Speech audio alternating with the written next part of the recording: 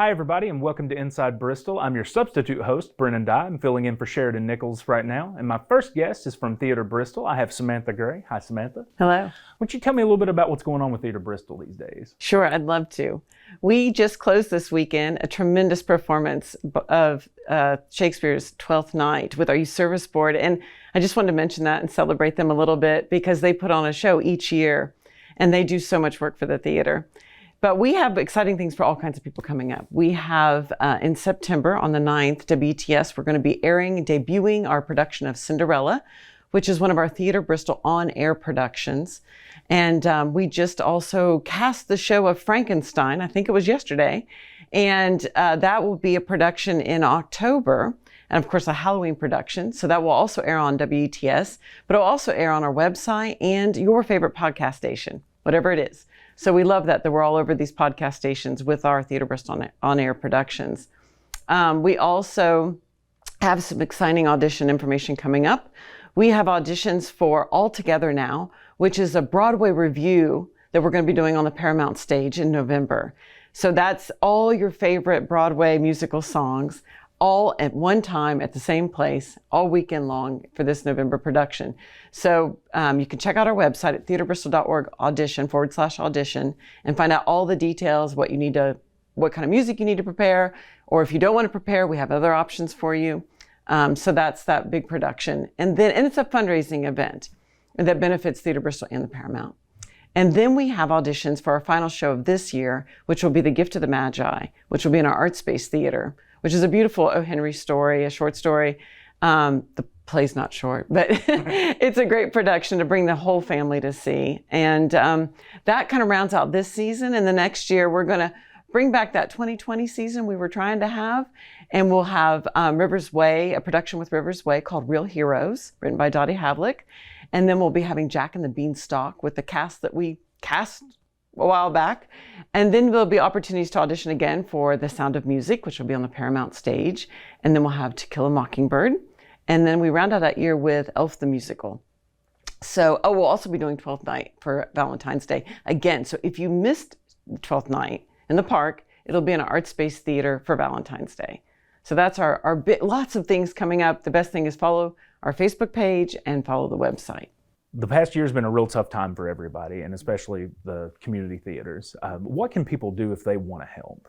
Oh, they can definitely help. We have a fundraiser with All Together Now. They can come to a show. They can make a donation. We're a 501c3 nonprofit organization, and donations help us. They can sponsor a show. We are building programs for all these shows that we're doing, so we're getting the word out. We have great platforms, social media and our website and our souvenir programs that we can put sponsor ads in. They can also come to the theater and volunteer. We still need volunteers. We're doing a lot of work there. And this weekend, Friday and Saturday, we are having a big yard sale, 7 to 2 on Saturday, in the evening on Friday. So we have a lot of things that might be of interest to people, and it's a great help. You can make a donation and take away a really cool treasure. So there's lots of ways to help us, and we do need the help. This is a very important time. And you can also let your representatives know how important the arts are in our community. Well, Samantha, thank you so much for coming on today. We really appreciate it, and we hope that you have a great turnout for all your upcoming events. Thank you so much. Thank you. Stay tuned. Don't go anywhere. We'll be right back.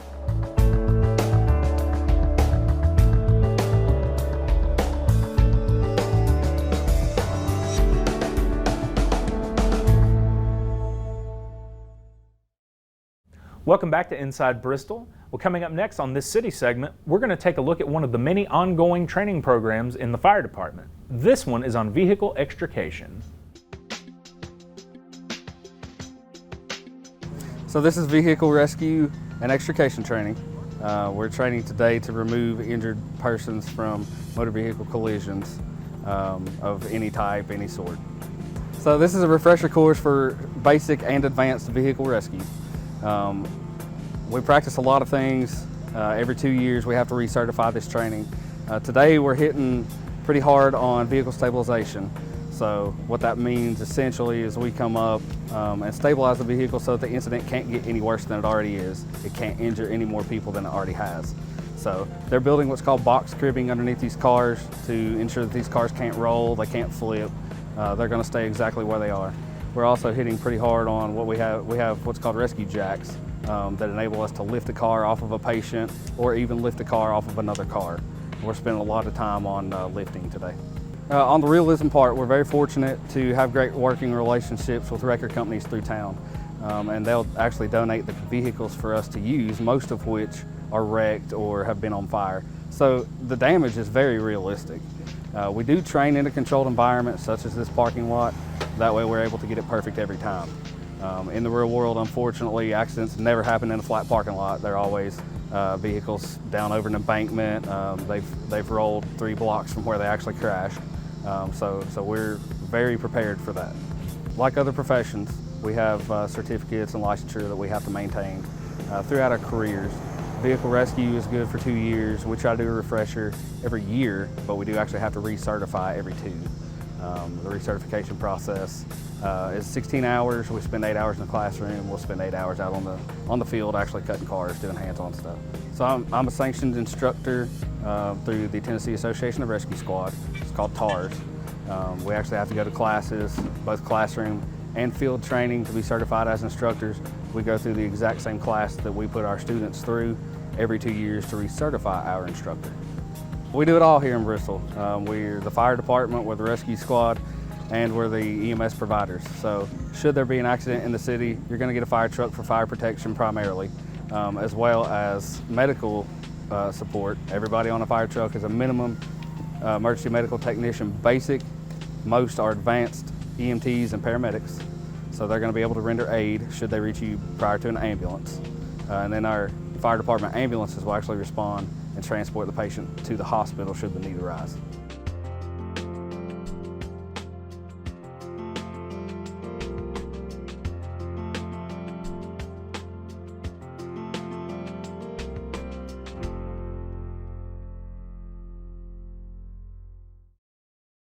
Hi everybody, and welcome back to Inside Bristol. My next guest is Taylor Harmon from Bristol, Tennessee Parks and Recreation. Taylor, how are you doing? Fantastic, how are you? I'm fantastic as well. This is one of my favorite events in the city, and it is the doggy swim. Taylor, tell me about the doggy swim. The doggy swim, I think it's everybody's favorite event here in the city. It's just a few days where we get the people from Bristol to bring their dogs to Haynesfield Pool. We make sure that the chlorine is out of the pool, and we make sure everything's safe for the dogs. And we hand the pool over to the dogs and their owners for a few days, and it's a blast. So how long has the doggy swim been going on? So the doggy swim's been around here for a few years now. I don't remember how many years exactly it's been going on, but it's grown every single year since we started it. And unfortunately last year we didn't get to have it. So this is one of those things that we are so glad to be able to bring back to Bristol this year. So when does the doggy swim take place this year? So we're going to do it the week of Labor Day. So it'll take place the Tuesday after Labor Day, September 7th. And the September 7th through the 10th will be from 5 to 7:30. And then that Saturday, September 11th, we'll do it from 10 o'clock till 2 o'clock. So if anybody wants to bring their dog to the doggy swim, what all do they need to do? Well, we do make sure that the dogs are on leashes as they enter the facility. It's $3 per dog. We don't charge for the adults bringing them in. And we do ask that each individual that brings their dogs only brings 2 with them at a time. So if you have 4 dogs, make sure there's 2 adults or 2 people supervising the dogs that walk in with them. So the pool season is winding down. Is this something that, are people going to be swimming with the dogs, or? No, so we ask that the dogs only in the pool when we start doggy swim, and this is our last event of the year at Haynesfield Pool. So once this event's over, we close down Haynesfield until 2022. So but it's all, like I said, it's always the best event we have. We love to end the pool season on this type of event. Gives everybody a chance to kind of get one last summer rush type feeling, and then we'll close the pool down and we'll have it back ready to go in 2022. If people want to find out more, where can they get more information? So you can contact us here at the Slater Center, or you can email me at tharmon@bristoltn.org, and if I can't answer your question, I will definitely find somebody that can. Well, Taylor, that sounds awesome, and thank you so much for coming on to tell us about it today. Thank you for having me. And thank you for watching. We'll see you next time.